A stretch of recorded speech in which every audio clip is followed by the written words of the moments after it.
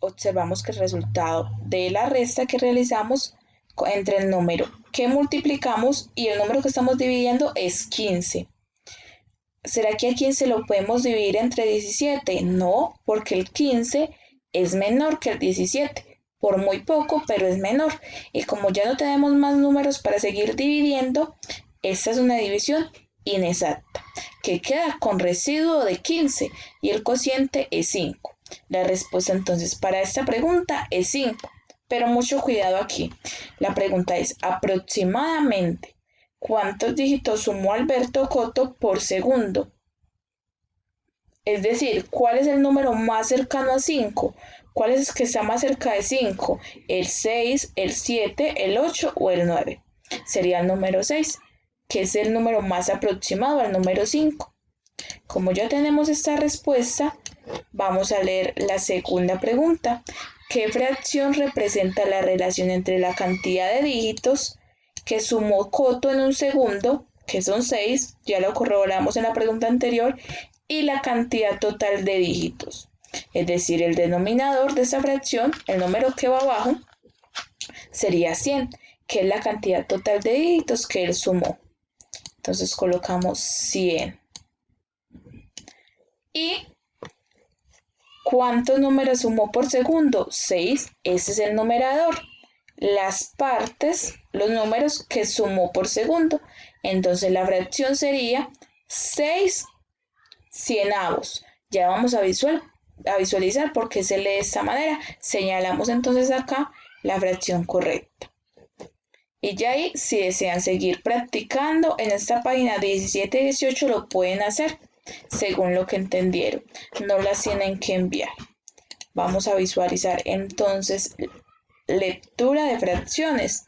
Vamos a ver en el muro de ideas, en el mural de ideas que colocaron algunas compañeras. ¿Cómo se leen las fracciones entonces? Vamos a visualizar por acá. Por ejemplo, esta compañera nos dice que en las fracciones primero se lee 3/4 en este caso y luego 2/6. Vamos a visualizar por qué, a ver qué dice otra compañera. Esta compañera nos dice, son muy fáciles las fracciones, se suman para saber el resultado. 1/4, 1/2, 2/5 y así. En este mural solo colocamos lo que nos acordamos. Por ejemplo, esta otra compañera recuerda que las fracciones se leen, primero se menciona el numerador y luego el tipo de partes en que está tomando, es decir, el denominador. A ver otra compañera que nos dice para esta pregunta, ¿cómo se leerán las fracciones? Esta compañera nos menciona, así cuando vayas a leer una fracción, primero menciona el numerador, luego el tipo de partes que se están tomando. Por ejemplo, la fracción que se lee 7/9 y significa que se tomaron 7 partes después de dividir la unidad en 9. Vamos a visualizar entonces cómo debemos leer una fracción. Las fracciones se leen de acuerdo con su denominador, es decir, con el número de abajo, entre las partes que se divide. El denominador son las partes en que se divide la unidad o la figura. Así, por ejemplo, si en el denominador en la parte de abajo tenemos el número 2, se dice 1/2. Por ejemplo, si lo tenemos de esta manera, primero se lee el numerador, el número de arriba, y luego el número de abajo, según esto. En este ejemplo sería 2/2. Si tenemos de esta manera, primero el numerador, 3/2. De esta manera también, 4/2 y así sucesivamente. Luego tenemos que si en el denominador, es decir, en la parte de abajo de la fracción tenemos un número 3, lo leemos entonces como 1/3. En este caso, primero leemos el numerador, que sería 2, 2, y luego el denominador, que como es 3, se lee tercio, 2/3. En este ejemplo, 3/3. En este otro ejemplo, 4/3. Después, si tenemos que en la parte de abajo de la fracción, en el denominador, tenemos el número 4, decimos entonces que es un cuarto. Por ejemplo, si tenemos esta siguiente fracción, recordemos primero leer el numerador y luego el denominador. 3 cuartos. En este caso, 5 cuartos y así sucesivamente con cada uno de estos. Si tenemos que el denominador es un 5, entonces lo leemos como un quinto. Si tenemos que el denominador es un 6, lo leemos como un sexto. Si tenemos que el denominador es un 7, lo leemos como un séptimo. Si tenemos que el denominador es un 8, lo leemos como un octavo. Si tenemos que el denominador es un 9, un noveno. Y si el denominador es 10, es un décimo. Muy importante que escriban esto en el cuaderno para que no lo vayamos a olvidar, porque así se nombran las fracciones. Entonces vamos a ver este ejemplo, ¿cómo se llamaría? Primero leemos el numerador y luego el denominador. Lo van a intentar ustedes en casa y luego lo corroboramos. Pausan el video y piensan una idea de cómo se nombraría esta fracción. Bueno, supongo que ya pensaron en la idea. Entonces, según los ejemplos que hemos dado, primero se lee el numerador, que sería 5, y luego el denominador. El denominador es un 8, entonces se lee como octavo. En este caso diríamos 5 octavos. 5 octavos. Así se nombraría y se haría la lectura de esta fracción, 5 octavos. Pero ¿qué pasa entonces cuando el denominador es mayor a 10? Porque aquí nos dicen cómo leer fracciones con el denominador hasta 10. Pero entonces, ¿qué pasa si tenemos esta fracción? O esta, donde el número de abajo, el denominador, es mayor a 10. Vamos a visualizar cómo se nombrarían esas fracciones. Y nos dicen, si el denominador es mayor que 10, denominador, el número de abajo es mayor que 10, más grande que 10, se pasa de 10, se lee el numerador, como hicimos en los anteriores ejemplos, y luego el denominador. Luego el número de abajo seguido de la terminación de avos, es decir, que al final de este número se le agrega la palabra avos. Vamos a ver este ejemplo. En este caso, el denominador es mayor. Observemos que es mayor a 10. Es 60, se pasa por mucho. Entonces iniciamos leyendo el numerador, que es 2, lo leeríamos 2. Y luego el denominador 60 y como es mayor a 10 le agregamos la palabra al final de avos. 2 60 avos. Vamos a hacer este ejemplo. El denominador, el número de abajo, es mayor a 10. Entonces a este número le debemos agregar la palabra avos. Entonces, para leer esta fracción decimos primero el numerador y luego el denominador. Primero el numerador 10 y luego el denominador 90 avos, porque es mayor a 10. 10 90 avos.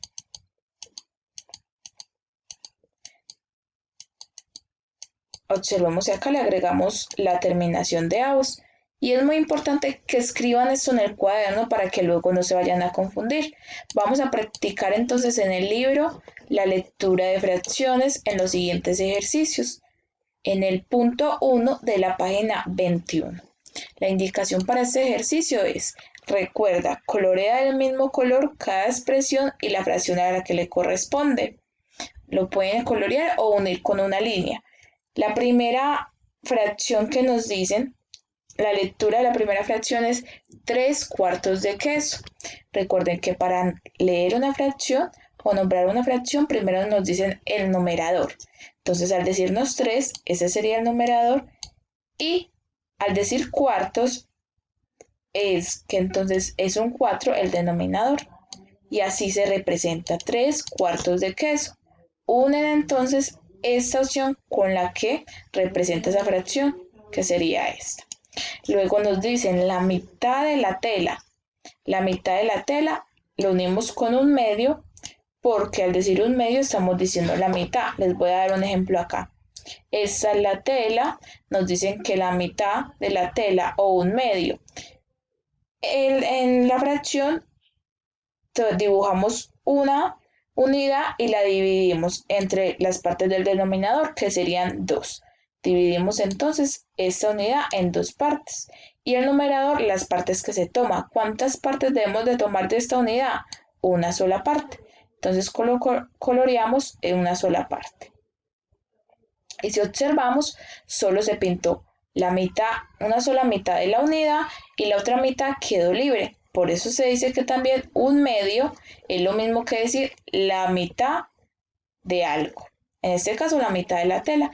Y por último tenemos 4 tercios. Entonces, primero nos dicen el numerador 4 y luego el denominador, que es tercios. Cuando nos dicen tercios es 3.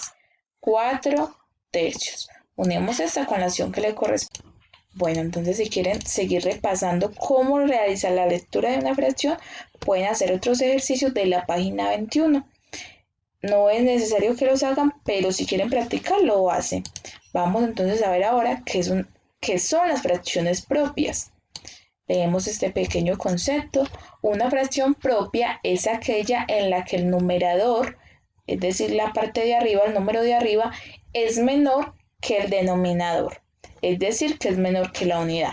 Entonces vamos a observar este ejemplo para que comprendamos mejor. Una fracción propia es en la que el numerador, este número de arriba, es menor que el denominador, el número de abajo. Las partes que se toman es menor que las partes en las que está dividida la unidad. Por ejemplo, esta es 6 décimos. ¿Por qué? Tenemos esta unidad que es este rectángulo y a ese rectángulo vamos a dividir entre la cantidad que hay en el denominador, que son 10. Entonces dividimos esa figura en 10 partes iguales. 1, 2, 3, 4, 5, 6, 7, 8, 9 y 10. Y de esas 10 partes vamos a tomar 6, que es el número que está en el numerador. Pintamos entonces 1, 2, 3, 4, 5 y 6. Ya las coloreamos, ya las tomamos. Vemos que pudimos tomar las 6 partes y antes nos sobraron 4. ¿Por qué? Porque el numerador es menor que el denominador y a eso se le llama una fracción propia. Pero entonces si tuviéramos este siguiente ejemplo, ¿sería una fracción propia? No, ¿verdad? Porque no cumple con la característica en la que el numerador, el número de arriba, sea menor al número de abajo, al denominador. Que el numerador sea menor al denominador. ¿Por qué? En este caso, si nos piden que grafiquemos, que ilustremos esta fracción, tendríamos entonces que hacer una unidad, dividirla en 2 y tomar 3 partes. Tomamos una, tomamos 2 y no tenemos de dónde tomar la tercera parte. Por eso se dice que es menor que la unidad. En este caso, de la misma unidad podemos tomar las 3 partes. Vamos a visualizar qué son estas fracciones entonces cuando el denominador es menor que el numerador. Bien atentos, fracciones donde el numerador es mayor que el denominador se le llama fracciones impropias. Una fracción impropia es aquella en la que el numerador, el número de arriba, es mayor que el denominador, el número de abajo, es decir, que es mayor que la unidad. Por ejemplo, aquí tenemos un ejemplo en la que podemos observar esta fracción representada, 11 octavos. Entonces, según el denominador, deberíamos dividir la unidad, que es este cuadrado, en 8 partes. Entonces lo dimos en 8 partes iguales, 1, 2, 3, 4, 5, 6, 7 y 8 partes iguales.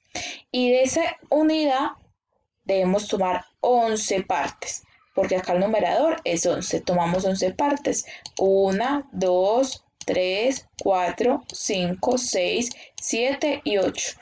No nos alcanzó para tomar las 11 partes completas. Entonces, ¿qué debemos hacer? Dibujar otra unidad, dibujar otra figura idéntica, volverla a dividir en 8 partes y tomar lo que nos falta para llegar a 11. Ya tenemos 8 acá, contamos. 9, 10 y 11. Ya tomamos las 11 partes, pero entonces observen que nos tocó dibujar otra unidad.